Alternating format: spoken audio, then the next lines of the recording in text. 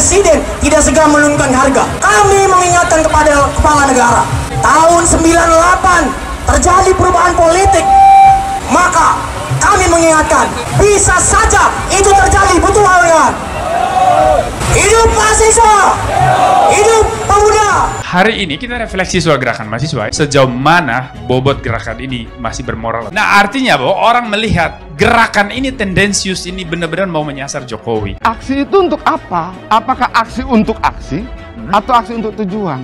Sebelum menyampaikan tuntutan itu ke publik, kita akan menyampaikannya dulu tuntutan itu ke masyarakat kampus. Kita uji, bener nggak itu? Itu yang tidak terjadi misalnya di sekarang kan? Hati-hati, hati-hati kalian bermain dengan api, menyerang dalam orkestrasi irama dan nada politik yang insinuatif dan penuh kebencian. Bisa saja memungkinkan terjadinya perubahan politik apabila Presiden tidak segera menurunkan harga. Sekali lagi, terakhir, saya mengingatkan, kami mengingatkan kepada kepala negara. Ingat peristiwa 66, ingat peristiwa 98. Sudah kita selesaikan tahun 98. Buka semua versi sejarah. Menyenangkan tidak menyenangkan, menguntungkan tidak menguntungkan, buka. Saya percaya pemerintahan Jokowi bukan berwatak Orde Baru. Baik. Saya menangkap bahwa ada sekelompok orang yang sudah bermain api, bukan cuma membakar dirinya, tapi juga nyaris membakar rumah Indonesia. Hidup mahasiswa, hidup pemuda. Oh, ini jangan-jangan kalian sedang menyeret gerakan mahasiswa yang sangat-sangat mulia itu ke jurang kehancuran. Kami ini di mahasiswa, politik yang kami mainkan adalah politik yang paling ideal.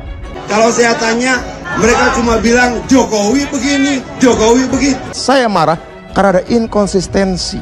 Tidak ada komitmen pada konsistensi. Mereka nyaris melukai tubuh bangsa ini dengan jenis luka yang akan sangat susah disembuhkan dalam jangka waktu lama. Apabila Presiden tidak segera menurunkan harga, kami mengingatkan kepada kepala negara, tahun 98 terjadi perubahan politik. Kalau sejarah mau dimonopoli, lalu pembicaraan juga mau dimonopoli, maunya apa sih? Nah, di situ orang kemudian ini ada lelucon. Saya agak sedih karena kemudian gerakan mahasiswa itu kemudian dicibir orang. Ini mengecewakan, Dinda, karena kita semua harus menyelamatkan masa depan demokrasi. Jadi jangan melemahkan hakikat gerakan sosial ini yang membuat masyarakat sipil lemah. Maka kami mengingatkan, bisa saja itu terjadi, betul kawan? Hidup mahasiswa, hidup pemuda. Ini demo apa lagi? Yang mau diomongin apa lagi? Yang mau dituntut apa lagi? Jadi mahasiswa itu harus cerdas, harus punya sikap dan pendirian yang jelas. Jangan mau diombang-ambing oleh mereka yang punya kepentingan. Kalian nggak dapat apa-apa kalau cuma jadi follower, cuma jadi peserta untuk menuhin kuota, cuma jadi alat buat mereka yang dapat amplop.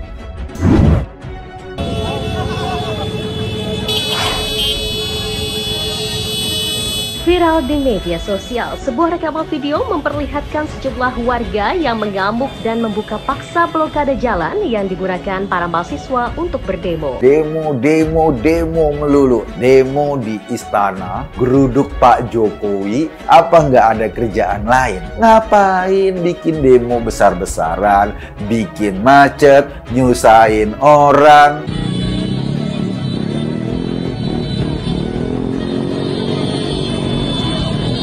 Iya, kalau ada nasi bungkusnya. Kalau nggak ada nasi bungkusnya, kan kasihan orang demo-demo malah kelaparan. Terlihat para pengendara marah-marah lantaran aksi demonstrasi tersebut mengakibatkan kemacetan panjang. Sebenarnya banyaknya demo sekarang ini menunjukkan bahwa Jokowi sudah mendidik dengan benar. Karena pepatah bilang, no pain, no gain. Nggak ada keberhasilan tanpa rasa sakit.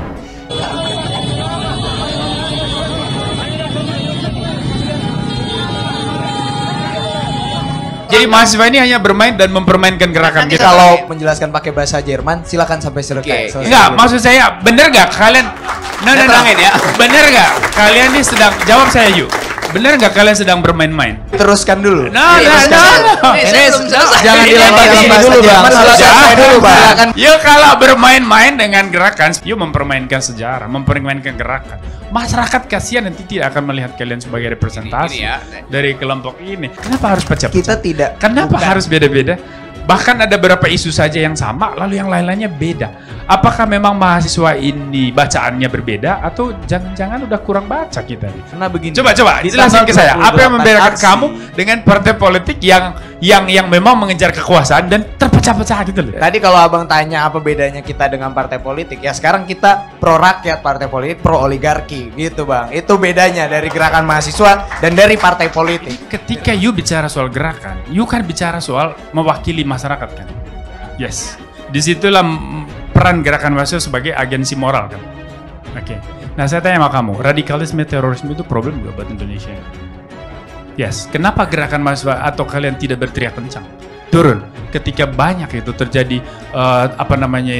persekusi terhadap orang-orang Syiah, persekusi terhadap minoritas, persekusi terhadap mereka yang berbeda haluan dengan kelompok-kelompok mainstream yang di kanan-kanan itu. Ya inilah yang tadi dibilang nah, Bang artinya Usman, begini. kalau gerakan cenderung primordial beginilah ujungnya. That's why makanya saya bilang gerakan mahasiswa ini kalau mau pulihkan kembali marwahnya, you harus terlibat di segala situasi krisis.